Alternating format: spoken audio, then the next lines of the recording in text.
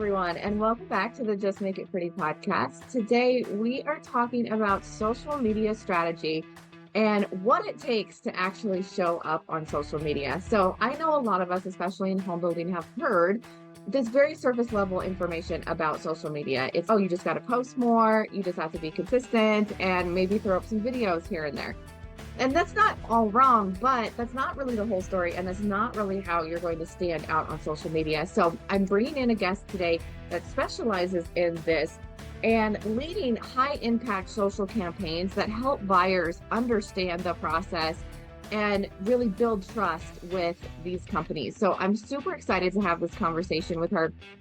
If you are interested in social media at all for your company or your personal brand, this is going to be the episode for you. So stick around and let's get into it. Welcome to the Just Make It Pretty podcast, the marketing and mindset show for home builders and beyond.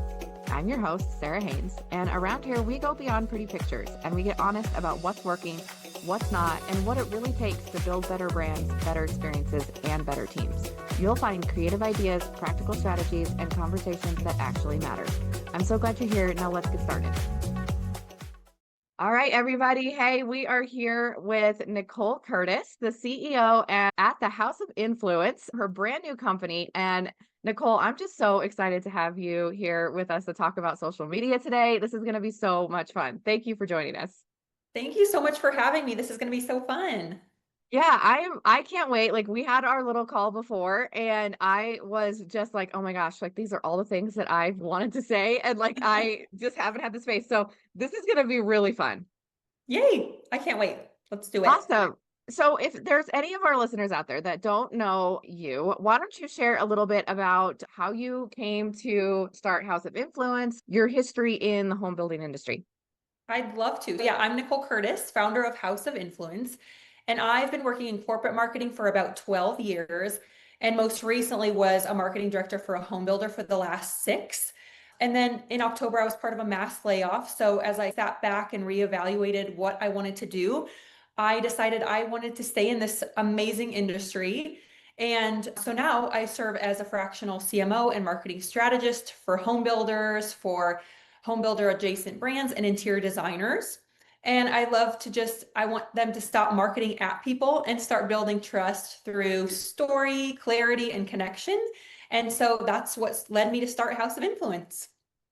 That's amazing. I really like your mission. And I like what you said, stop marketing at people. I think that's going to really feed into what we're going to talk about today. So you've had your company for a few months now. What's been the biggest surprise that you found since you started your company? That is a great question. Yes, so I launched in beginning of November, so it's still very new. The biggest thing that I've realized is selling yourself is so much different than selling a brand. My confidence has wobbled slightly, even though I know my competence is high, because decision making gets lonely. Now it's just me. Now I'm responsible for pricing and positioning and boundaries. Boundaries is a huge one. I've spent so many years helping sales teams sell themselves confidently, and suddenly I'm the product, and that's been very humbling. It is weird when the script flips and you're like, oh, now I have to do this. And it's so much different when it's your own business. So different. And it's funny because I feel like people who aren't in marketing don't really understand this. But when I say it to people who have businesses or in marketing, building their personal brand, like they get it. It's marketing, like inside and out. You're great at it. You can give the best advice. But when it comes to yourself, it's so much different. Like you being the client of yourself is so much different. And it's really hard. It feels really hard when, something that comes so naturally to us. We're both marketers, but all of a sudden marketing ourselves, I'm like, I don't even know what I'm doing. I know. I know. It's like that when you're in like a new group and they're like, oh, introduce yourself and say something interesting about yourself or whatever. And you're like, suddenly I don't know who I am or what I'm interesting about at me all. Yeah, it's so true. I'm very excited for your business. You popped up on social media like really quick and it has been in my feed a lot. You're doing something right.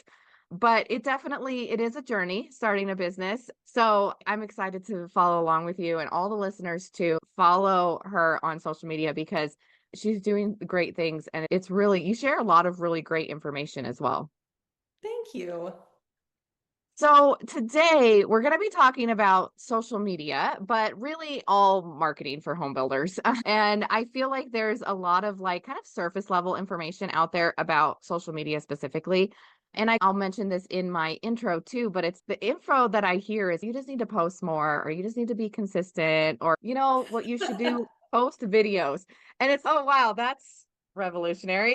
And it's so funny because I just feel like there's a lot of misinformation and like just misunderstanding about what social media can be for a home builder. So what's your take on that? What kind of strategies do you feel like home builders are missing or like where are the disconnects there? Yeah, I think the biggest thing missing right now is intention. I often say I feel like builders post, just to be out there, but there really needs to be intention and strategy behind every piece of content that you are sharing. And I think a lot of gaps or what's missing are sharing a unique point of view or sharing the story through the buyer's lens or just an overall understanding of how and why the content exists. I think that's what's missing. And I don't Absolutely. think most builders aren't lacking the content necessarily, they're lacking the clarity. Hmm. Yeah, you said something, you post with intention, and I feel like that in itself gets misconstrued because they're like, "Oh, my intent is to sell homes, so every post should be a little mini ad that we're gonna post free on our Instagram." And that I just every time I see that, I just die a little bit inside. I'm like, "No, that's not what that No. means." Yeah, I think marketing teams in building are still thinking through like the print and billboard logic. They're treating social media as like a distribution channel and not a relationship builder. I think social media needs to be seen as a relationship building tool. Yes, I agree with that. I like that. So how do they do that? So what would be some ways that they can build relationships with buyers on social media that maybe they haven't even met yet? Yeah, I think buyers, they're not on social media to be sold to. They're there to decide. And I think some things that home builders can be doing is pull back the curtain, share what's happening behind the scenes. That helps you show up more relatable. Start explaining your processes and why you do what you do. And I think the biggest one too is normalize fears. Buying a home is scary. It's a huge investment. You're spending a ton of money. And don't just position it as this is easy, this is great, this is so fun and exciting. It is, but there are fears associated with home buying. And so you can normalize those fears through your content. You can say, I'm in this with you. It's scary. I get it. And here's how we can help you walk through those fears. Yeah, so many people just avoid those things because they feel uncomfortable and they want to be like, no, home building is so easy. Buying a home is the easiest thing ever and just do it. And it's dismissive to those feelings, even though obviously that's not the intent behind it. You do subconsciously feel dismissed when you see that kind of rhetoric Yeah. starting. Yeah. So Exactly. when you're talking about pull back the curtain, what does that mean? Like, how would a home builder actually do that and show a little bit more personality? I think showcasing your people is huge and not just your salespeople. I think a lot of home builders focus on salespeople, which is important because that's who home buyers are going to be communicating with.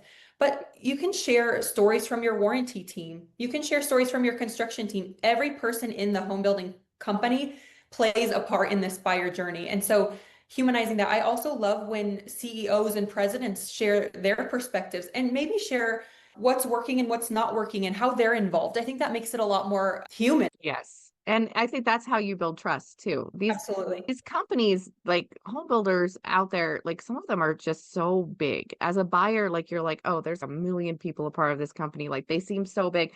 And it's really hard to relate to that and like build trust when you're thinking about this giant corporation. So having a face and like people and showing that we're just people here too, it allows you to build trust. And a lot of this is so subconscious that like you're not gonna immediately think, "Oh, because I saw that girl on Instagram, I now trust them." But it does, it all adds up. I think that's also a huge competitive edge for smaller home builders because you think about the huge national builders who have these huge marketing budgets and huge marketing in-house teams. But a competitive edge for these smaller home builders is that they can showcase their team more. They have less guardrails that they need to follow, and they can take risks with their content. So when I worked for Hartford Homes, that was a competitive advantage that we leaned into is we're smaller. We want to showcase that we're more relatable and we're human and we live in these communities that you are looking into. So that was a big competitive advantage for us. Yeah. So basically what you're saying is made buyers feel more confident in Yeah. in you guys. Yeah. Yeah.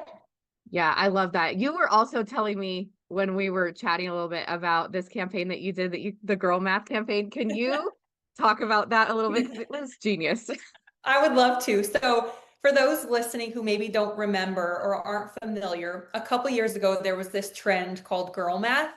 And I think it really started when this girl was trying to explain to her dad that when she returns something to Amazon or Target, that she's making money. When in reality, we all know that's not true. It was her money. But we decided to spin off that and play into this viral moment. And so we met buyers where they were, and we did girl math in relation to home builder incentives, so specifically interest rate incentives. So we got up on the dry erase board, we had an audience, and we said, right now, interest rates are in the sevens, but we can offer you this interest rate at 3.75. What do people think? They know that a smaller interest rate is beneficial to them, but what does that really mean? And so we mapped it out and made it funny where we said, if you lock in at a 3.75, that's going to save you about $500 a month on your mortgage payment. And what can you do with that? And we played into the girl math. We said, you could go buy a Taylor Swift Eras Tour ticket, or you can fund your coffee obsession. So we really just made it relatable and human, and it really paid off. We ended up doing, I think, 4 more videos after that. And we heard from buyers that were like, we're first time home buyers, and we didn't really know what that meant when people are throwing these numbers at us. But when you dumbed it down and explained it in a way that we could understand, it made a huge difference. Yeah. I just so smart. Like kudos to you guys. That's so fun. And I mean, So fun. it checked a lot of boxes. I feel like so like one, you showed a lot of personality. You guys all got to have fun. I'm sure that those videos were it was very obvious that you guys were having a great time. So Yeah. that allowed them to come into that moment with you.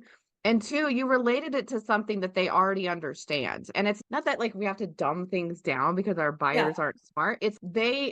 You can only understand so much, and like relating things like using analogies, right? Like you're relating it to something that they already understand. So the girl math thing was, I'm still doing girl math, but like it was a very big thing at that time. So they instantly are like, oh no, I understand this. I get it now. Yeah. At the end of the day, buyers want brands to get them and meet them where they're at. I think that campaign also proved that humor can coexist with high stake decisions. I think a lot of times builders and just brands overall are afraid to take risks and incorporate humor. And that can work. It really can. You can be professional and human. Yeah. Yeah, I don't really understand why that is because like I feel like the brands, even the really big brands, like we see Nike and like Yeah. anybody, like they do something funny, like they get all these viral moments and they get all this press about it. And it's like, why is it so scary to do that? It's really Why is it so interesting. scary? Yeah. Yeah, it's like we feel like we need to be like just 100% like professional, polished, like every moment and perfect. And that's just not, I don't know about everyone listening, but like for me, I just really do not connect with that at all because No. I'm not perfect. This And is you think normal. about too in an AI driven world, right? Where people are Mhm. using AI so much, people are sometimes moving away from that perfection. Don't think that every content piece you post needs to be perfect. Just make it relatable Yes. Yeah, make it relatable and make it real. and make it Like real. if it's not perfect. I do a little bit of social media work with some of my clients, and one of the things that I know is like the biggest anxiety, like when you people are making videos, they're like, "Oh, I stumbled on that word," or "It was standing weird. I need to like fix this." And they just pick themselves apart. And I'm always like, "You know what? That's you. Like That's you okay. That's yeah. human. And we don't Yeah. want you to feel like you're reading from a script because people can tell when you're reading from a script. Just hop on, be organic, and if you mess up a couple times, great. It shows that you're human. We all do it. Yeah. The best part of every movie is the blooper reel. That's Yes. the most fun. So like Amen. make it fun. Yeah, I wish if I could just like pound something in everyone's head. It's that. It's like it doesn't have to be perfect. And even for me, like I know because I'm also this way. Like I will pick myself apart and I will look back Yes. at past videos and be like, why did I Yeah. post that? What was I Yeah. thinking? And it's fine. It's fine. Yeah. Okay, so I want to shift a little bit because you said something really interesting about differentiation basically and how you can set yourself apart. So Yeah. I know every builder out there thinks that they're different and thinks that they are special, and they have something, right? But at the same time, the marketing and the sales, they're like, we want to be like everybody else. So I'd love to hear your perspective on this. Have you noticed that, and why do you think that exists? Yeah, I think the root issue is fear. And we talked about this a little bit earlier. I think everyone's afraid to say the wrong thing. They're afraid they're not going to say something meaningful. But safe content is often forgettable content. Mhm. And so I think to differentiate yourself, don't always focus on the finishes of your home first or what sets your homes apart. Focus on buyers notice your tone, they notice your transparency, they notice about how problems are talked about and whether you're feeling confident or defensive in your content. And so I think you need to shift from look at this house to here's what it's like to work with us. Here's how it feels to work with us. Here's the experience you're going to get when you come work with us. You're differentiating your experience rather than your homes because the homes will differentiate themselves through the imagery or when you walk the floor plans. And I think the biggest opportunities right now for marketers in home building are educating over promoting. Educate before you promote. I think we've talked about this so many times.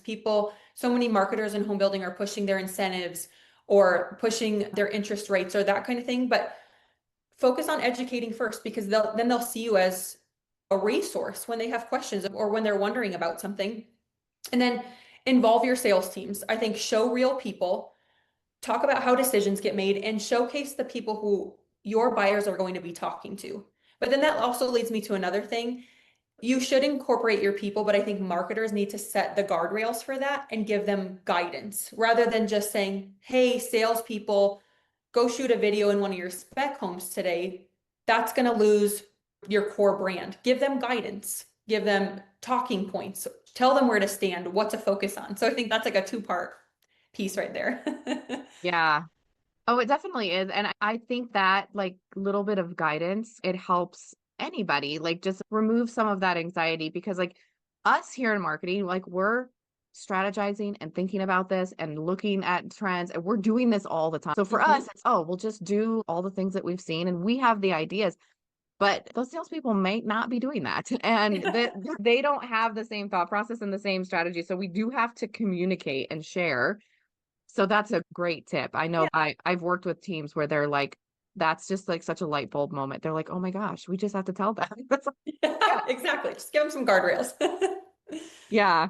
So really what I heard you say before was like basically your best differentiation for social media is your people.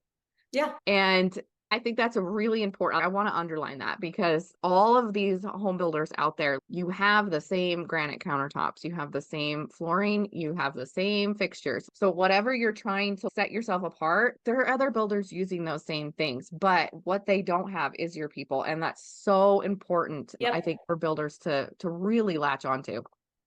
And when I worked for my home builder, I heard so many sweet stories from my sales team talking about how they really got to hear these buyer stories and they would pick out little pieces and make them moments so customized and personal. I had stories of one of my sales girls showed up for dinner one night because she knew that they were navigating something really hard. It's the people that make the experience. It really is.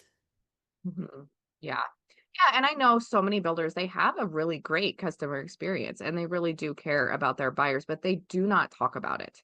No, they don't Um, showcase it. yeah, yeah. So I think that's a big missed opportunity for a lot of builders. And I love like taking in buyer stories as well. It can be difficult to get people to want to participate in a video. Yes. However, or even sometimes pictures can even be hard, but taking what we hear, and I think we have to just make it part of the company culture of listen to these stories, think about that Yeah, as content ideas almost. right. Really, this is our focus.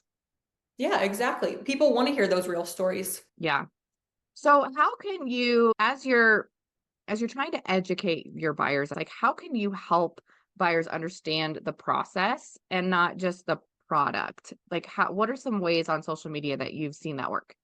Yeah, when you think through content, I think, yeah, we automatically think, let's post pictures of our homes, let's post pictures of our models, let's showcase the design center. But I always love encouraging builders to create carousel posts that explain something, right? And that they're going to save, that buyers are going to save and go back to. You can talk about anything from first-time home buyers, what it looks like to save for a down payment, or what the process looks like if you're building a dirt start home. There's the content opportunities are endless, but I think oftentimes marketers, we get so caught up because we live and breathe home building. We forget that these buyers might not know what we're talking about at all. They don't understand the experience. They don't understand what goes into it. So explain it. Yeah, I love that.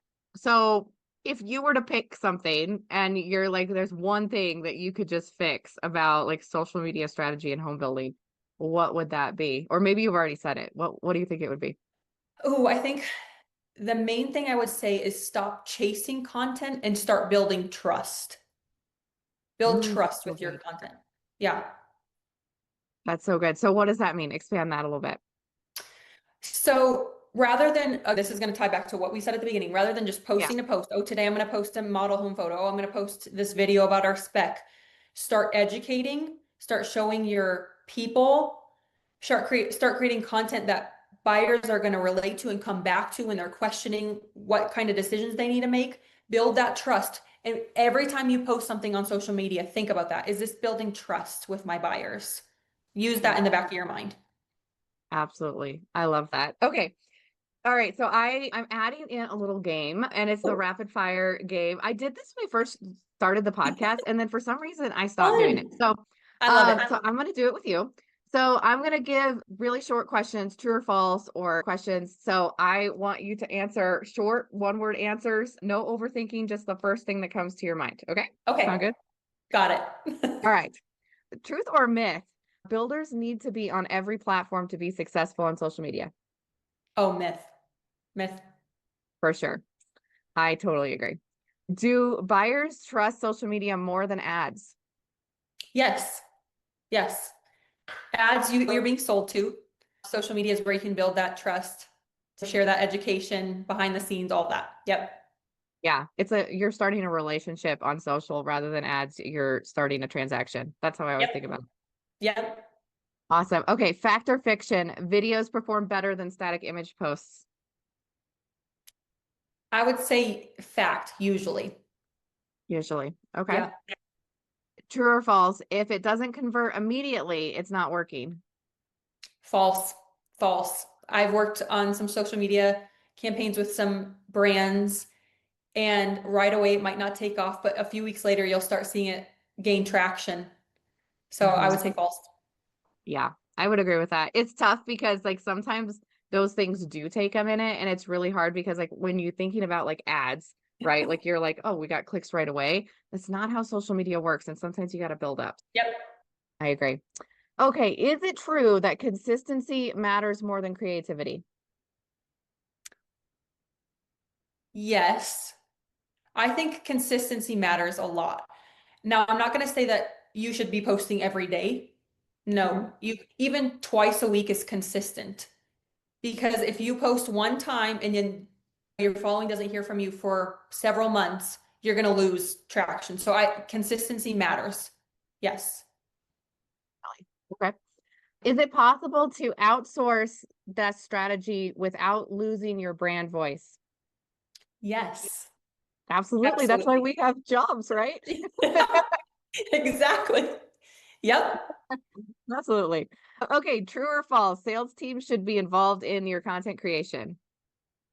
Yes, absolutely. We talked about this earlier, but with guardrails. Yes. Include your team, but give them guardrails and guidance. And then the last one, how do you build the confidence before you start posting? You don't. You post anyway. You start posting and you build it.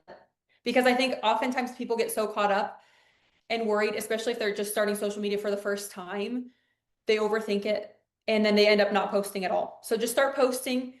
and watch your analytics and you'll learn. It's all about testing. I have a client that I've been working with for a while and right away there was no traction, but slowly over time we refined our strategy, we refined our content, and now it's performing incredibly well. So it takes time. You just have to start.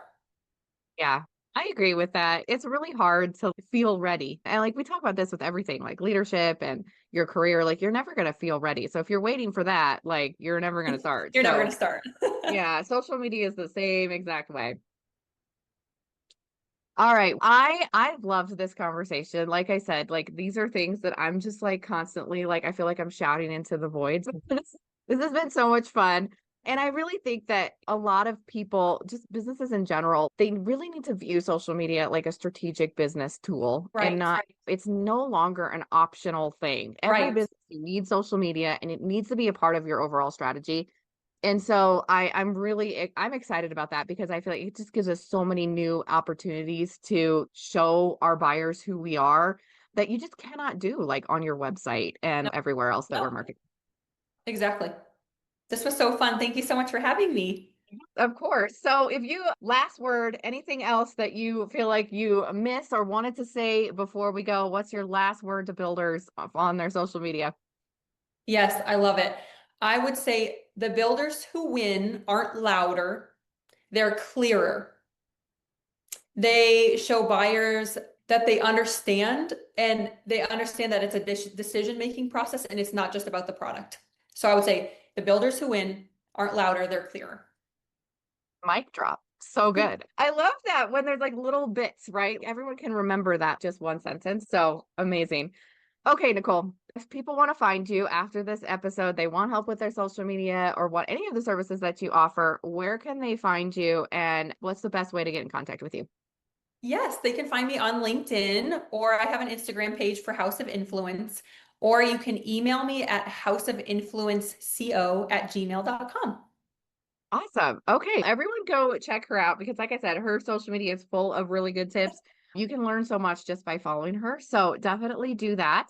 And when you're done doing that, come back here and follow me as well and follow the podcast because I'm going to be posting lots of clips of this episode over on my Instagram. I'm also on LinkedIn. And wherever you're listening to this, please and follow the podcast as well. It really helps us out. And any feedback that you have, I got a couple comments on a previous episode and it was so awesome because there were additional questions that like I didn't even think of when I was filming the episode and we got to have a really cool conversation. So if you guys have additional questions, me and Nicole will be in the comments. So please ask those. I think this conversation shouldn't just be one-sided and I love that we're starting to get that interaction. So that was really exciting for me. Anything else? I feel like we've covered everything. I would thank you again so much for being here, Nicole, and I hope that you enjoyed this as much as I did. It was so fun. Thank you, Sarah. Yeah, you're welcome. All right, everybody, come back next week for our next episode and we'll see you there. Bye. Bye.